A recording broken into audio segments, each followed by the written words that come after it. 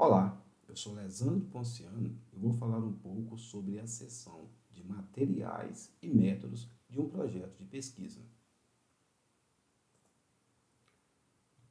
Escrevendo os materiais e métodos do seu projeto de pesquisa. A seção de materiais e métodos também é chamada seção de metodologia. Essa seção reúne um conjunto de elementos. Entre esses elementos estão o tipo de pesquisa, o ambiente em que a pesquisa será conduzida, os procedimentos ou as etapas que constituem a pesquisa, os instrumentos que serão utilizados, as métricas de avaliação e o cronograma.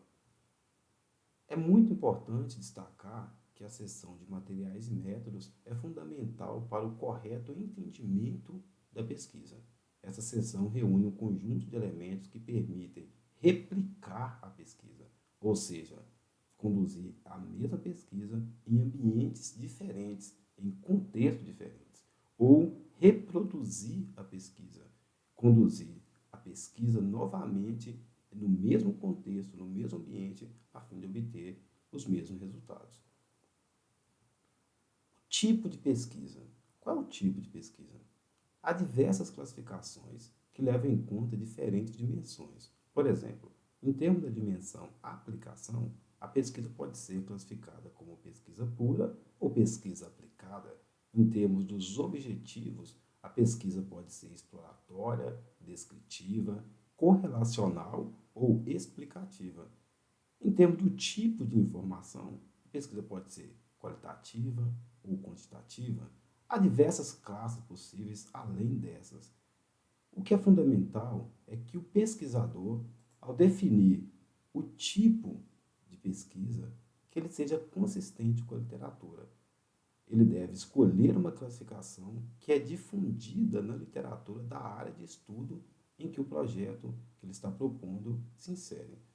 Então, apresente uma justificativa referenciada, ou seja, apresente uma justificativa que tenha algum respaldo em algum artigo desta área de estudo ou em algum livro consolidado naquela área. O ambiente. Em qual ambiente a pesquisa será feita? Ou seja, onde a pesquisa será feita? Ou quais as características das pessoas que participarão dessa pesquisa? Então, é fundamental descrever, no contexto, por exemplo, da engenharia de software, o hardware que será utilizado. Quais as características desse hardware? Características das empresas. Por exemplo, se é uma pesquisa que será feita no ambiente de desenvolvimento de software em uma empresa A ou em uma empresa B, quais são as características da empresa A? Quais são as características da empresa B? E que podem afetar o processo de desenvolvimento de software que será utilizado. Se é uma pesquisa da área de interação humano-computador que está avaliando diferentes interfaces, qual a ferramenta de prototipação dessa interface que será sendo utilizada? Quais são as características dessa ferramenta? Em termos de pesquisa que envolve mineração de dados, quais são as características dos dados que estão sendo utilizados? Também pode ser falado da linguagem de programação, das características dos participantes do estudo. São diversos elementos que compõem um ambiente. O que é fundamental é que o pesquisador mantenha o foco. Então, se atenha a descrever as características que podem ter algum efeito nos resultados obtidos pela questão de pesquisa. Ou questões, características que forem diferenciais em relação aos trabalhos relacionados. Se há uma característica no ambiente que difere ou que é um diferencial desse trabalho em relação aos outros trabalhos existentes na literatura, é fundamental que esta característica seja enfatizada. Procedimentos ou etapas. Quais ações serão executadas para se obter uma resposta para a questão de pesquisa? Quais são as atividades? Quais são os métodos? Em qual sequência serão executadas? Então, nessa parte é fundamental descrever os procedimentos que serão utilizados, as atividades que serão executadas, os métodos que serão utilizados para se obter uma resposta para a questão de pesquisa. Além disso, é fundamental descrever a sequência ou a ordem em que tais procedimentos, atividades e métodos serão empregados. Nesse aspecto, então, é fundamental que, ao se escrever esses elementos da seção de materiais e métodos, o pesquisador facilite a compreensão. Então, Apresente e explique cada um dos procedimentos. Vai ser realizada uma amostragem? Então explique essa amostragem. Será feita alguma medição? Como essa medição será feita? Detalhe o procedimento de medição. Será conduzida alguma análise estatística? Explicite como essa análise estatística será feita, quais métodos serão empregados.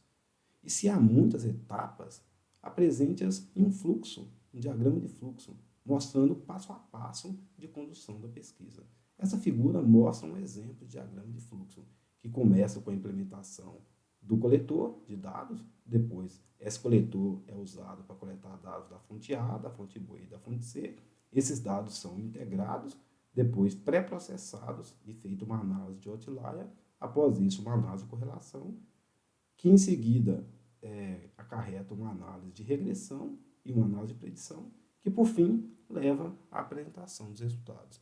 Então esse é um exemplo que mostra um conjunto de atividades que estão organizadas e que levam até, do início até a condução final do estudo. Os instrumentos. Quais instrumentos serão usados? Por que tais instrumentos são adequados? Então é fundamental que o pesquisador descreva, por exemplo, qual protocolo será empregado na entrevista que será conduzida com os participantes. Qual questionário será usado? Quais são as questões desse questionário? Por que as questões são questões adequadas para se responder à questão de pesquisa? Qual ferramenta de monitoramento está sendo usada? Quais são as características dessas ferramentas? Essa ferramenta pode ter algum tipo de intrusividade no dado que está sendo monitorado? Algum software foi desenvolvido com o propósito de realizar algum processamento nos dados? Ferramentas de medição que estão sendo utilizadas, web crawler que eventualmente está sendo usado para coletar páginas web. Então, há diversos instrumentos que geralmente são utilizados em uma pesquisa. E é importante que se descreva esses componentes, tendo em mente, como dica de ouro, não esconder nada. O avaliador, ele deseja avaliar se o instrumento é adequado, se esse instrumento pode ser intrusivo, se esse instrumento se emprega para esse tipo de questão de pesquisa. E para que ele possa fazer esse tipo de análise, esse tipo de avaliação, é fundamental que todos os detalhes sejam apresentados. Tá? Se a pesquisa envolver seres humanos, também é importante anexar os termos exigidos pelo Comitê de Ética em Pesquisa, o CEP. E métricas.